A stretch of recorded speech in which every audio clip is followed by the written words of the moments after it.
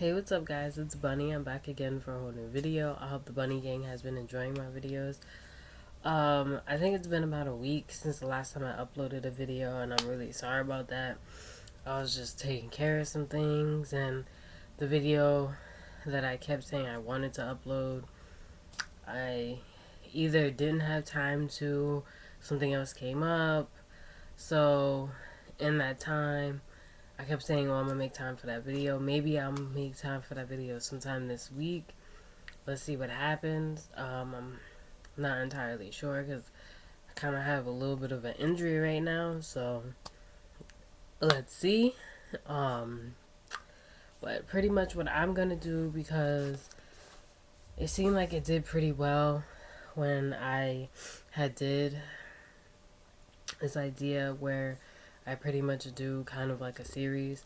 The only thing that's different is with this in particular, I'm probably not going to read chapter by chapter because one, the chapters for this book are way longer than the other book I read, and I was able to get away with it with the other book. With this one, what I might do is I might read the introduction, see if it encourages you guys to want to go out your way to get the book. And I might read the chapters and give you a synopsis of like where I left off and what you think, and if it's encouraging you to read the book. So it's going to be a little bit more condensed, if that makes any sense. So pretty much this book is called You Are a Badass: How to Stop Doubting Your Greatness and Start Living an Awesome Life. So this is the book. I'm sorry for my book looking all messed up. When I had it in a book bag, my book bag had got wet, so this is why this book got messed up.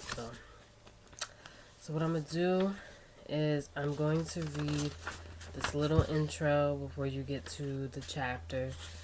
This little intro is a little lengthy because the text is kind of written kind of small. So here we go.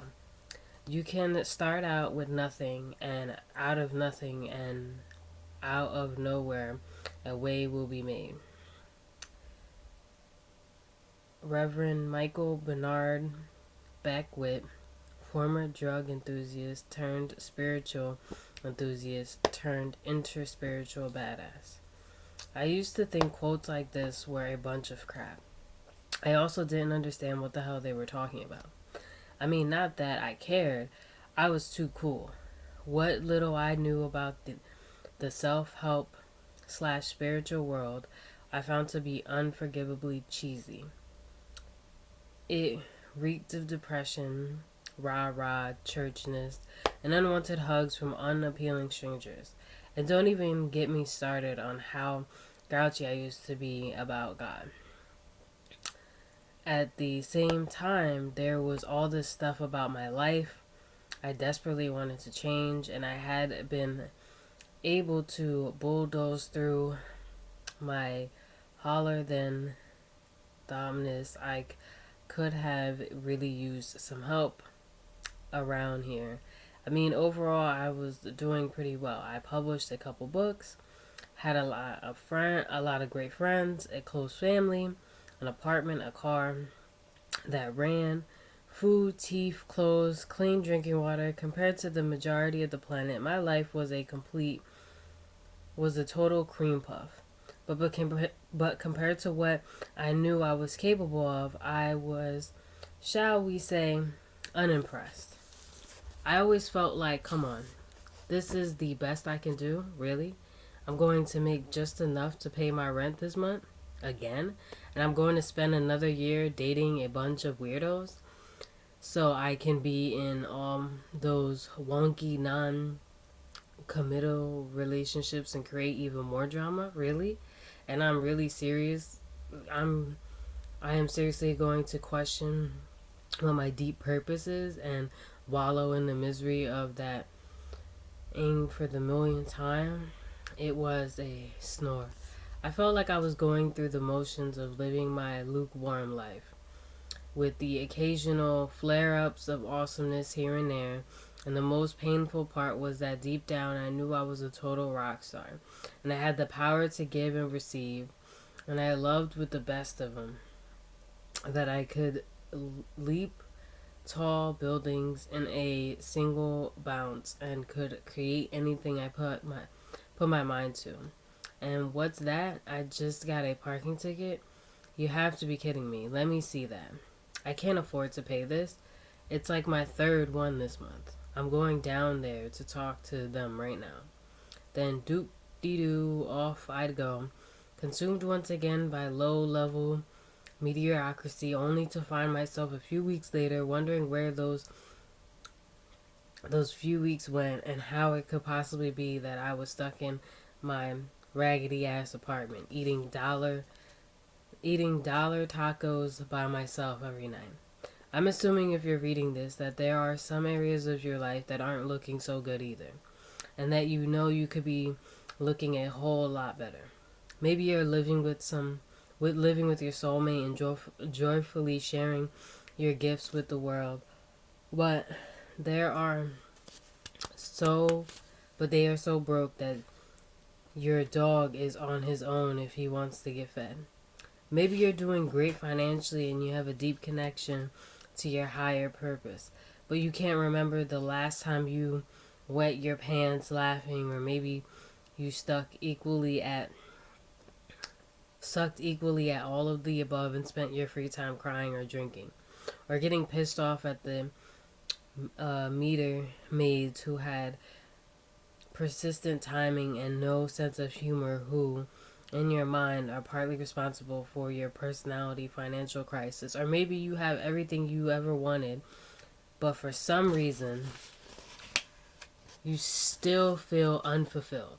This isn't necessarily about making millions of dollars or helping solve the world's problems or creating your own TV show, unless that's your thing.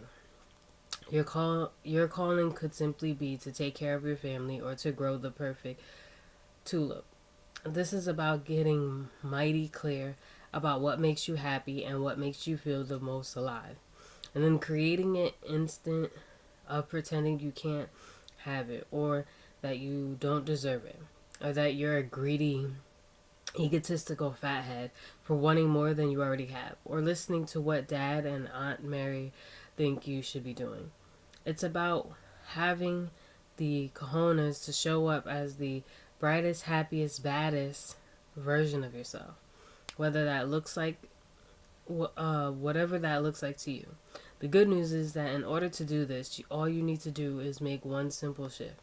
You need to go from wanting to change your life to deciding to change your life. Wanting can be done sitting on the couch with a bong in your hand and a travel magazine in your lap. Deciding means jumping in all the way, doing whatever it takes, and going after your dreams with the tenacity of a dateless cheerleader a week before prom night. You'll probably have to do things you've never imagined you'd do, because if any of your friends saw you doing it or spending money on it, you'd never live it down. And that you'd be concerned about, or they'd be concerned about you, or they'd stop being friends with you, because now you're all weird and different. You have to believe in things you can't see, as well as things that you have full-on proof are impossible. You're going to have to push past your fears, fail over and over again, and make a habit of doing things you're not so comfortable doing. You're going to have to let go of old limiting beliefs that cling to your decision to create the life you desire, like your life depends on it. Because guess what? Your life also depends on it. As challenging as this may sound, it's nowhere near as brutal as waking up in the middle of the night feeling like someone parked a car on your chest, crushed under the realization that your life is zooming by and you have yet to start living it the way that has any real meaning to you. You may have heard stories about people who had these major breakthroughs when the shit really hit the fan. They found a lump, or their electricity turned off, or were moments away from having sex with strangers to buy drugs when suddenly they woke up transformed. But you don't have to wait until you hit rock bottom to start crawling out of your hole. All you have to do is make the decision, and you can make it right now. And there's a great line from the poet Henry's Neat that reads, "And the day came when the risk to remain tight in a bud was more painful than the risk it took to blossom. This is how it was for me, and how I think it is for most people. My journey was a process and still is, that started with my decision to make some serious changes regardless of what I had to do to make them. None of the things I had already tried were working. Muting it over and over with my equally broke friends and my therapist, working my ass off, going out for a beer and hoping it would take care of itself. I was at the point where I would try anything to get my act together. And lordy, lord, it's like the universe was testing me to see how serious I was. I went to motivational seminars where they made me wear a name tag and high five the people next to me while shouting, 'You're awesome, and so am I.' I beat a pillow with a baseball bat and shrieked like I was on fire. I bonded with my spirit guide, participated in a group ceremony where I married myself, wrote a love letter to my uterus, read every self-help book under the sun, and spent blood-curdling moments of money I did not have hiring private coaches. Basically, I took one for the team. If you're new to self-help world, I'm hoping this book will ease you into some of the basic concepts that totally changed my life so you can have a breakthrough too, without making you have to run off screaming in the process. If you already dipped your toe in the self-help pond, I hope it will say something in a new way that turns your light on so you can make some major shifts, create some tangible results, and someday wake up crying tears of giddy disbelief that you get to be you. If I can save one person from ever having to take their inner child on a play date, I have done my job." My main focus when I started working on myself was how to make money. I had no idea how to make it on a consistent basis and was totally weirded out by admitting that I didn't want to be where I didn't want to be in the first place. I was a writer and a musician. I felt like it was significant and quite noble. Thank you very much to focus on my art and let the money part work itself out. That went real well.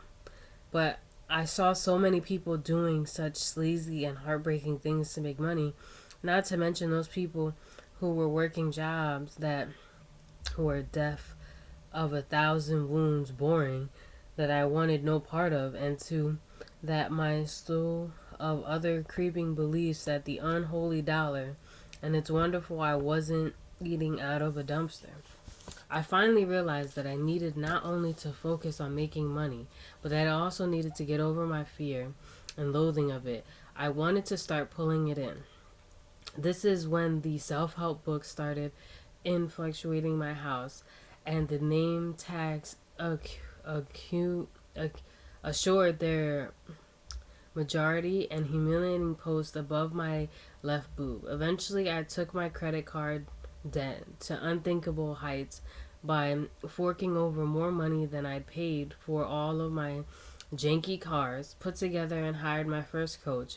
Within the first 6 months, I tripled my income with an online business that I created around coaching writers, and now I've grown it to a place where it affords me the means and the luxury to travel the world freely while I write and speak, play music, and coach people in all areas of their lives. Using many of the concepts I used to so enjoy, rolling my eyes at, and which I'm obsessed. In any attempt to help you get where you want to go to, I'm going to ask you to roll with some pretty out there things throughout this book. And I want to encourage you to have an open mind. No on second thoughts. I want to yell to you in your face about it. Stay open or else you are screwed. I mean it. This is really important. You've gotten to where you are right now by doing whatever it is you're doing. So if you're less than impressed with your current situation, you clearly need to change things up.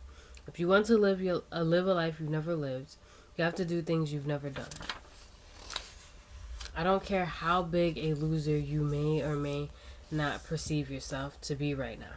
The fact that you're literate, had the luxury of time to read this book, and have the money to buy it puts you way ahead of the game. This isn't something to feel guilty or wimpy or superior about, but it is something to appreciate and should make the decision to really go for it. Know that you are extremely well posed to knock it out of the park and share your awesomeness with the world, because that's really what this is all about. We need smart people with huge hearts and creative minds to manifest all the wealth, resources, and support they need to make their difference in the world. We need people to feel happy and fulfilled and loved so they don't take their shit out on themselves and other people and the planet and our animal friends. We need to be surrounded by people who radiate self-love and abundance so we don't program future generations with ghouly beliefs that like money is bad and I'm not good enough and I can't live the way I want to live. We need kick-ass people to be out of struggle and living large and on purpose so they can be an inspiration to others who want to rise up too. The first thing I'm going to ask you to do is to believe that we can live in a world of limitless possibilities. I don't care if you have a lifetime of proof that you can't stop shoving food in your face, or that people are intensely evil, or that you couldn't keep a man if you were right cuffed to his ankles. Believe that anything is possible anyway. See what happens. What do you have to lose? If you try getting through this book and decide it's a bunch of crap, you can go back to your sucky life. But maybe if you put your disbeliefs aside, roll up your sleeves, take some risk, and totally go for it, you'll wake up one day and realize you're living the kind of life you used to be jealous of. And then it goes into part one, how you got this way. And then chapter 1 is called My Subconscious Made Me Do It. So we're going to stop there because we're already like 17 minutes into this video. And I hope that little introduction of the book kind of enticed you to want to read the book and made you interested in the book. Like I said in the beginning of the video, I'm probably not going to read chapter by chapter like I did the other book, because like I said, this book is way longer. This book is way more in depth than the other book as far as length goes, and I don't know if I want to make videos that long of me reading a chapter, so I might read the chapter on my own, probably jot down some notes, give you a little synopsis of what I think of the chapter, and probably ask you guys' opinion on if you're reading the book, if you're interested in reading the book, and if you want me to continue doing stuff like this. To be totally honest, I totally agree that, with the introduction of the book, you kind of have to take ownership of where your life is, and you kind of have to make changes in your life that you probably didn't think you had to do to achieve certain goals. So you also have to keep that in mind with the book. So what she's saying isn't necessarily wrong, and most people, in my personal experience, if they don't feel comfortable making a change, they usually don't. But with that being said, I don't want to make this video any longer. If you have anything to add based on what I've read, comment down below. Reach out to me on my social media. If you have any suggestions of videos you want me to try, comment down below. Reach out to me on my social media. And with that being said, I'm Bunny.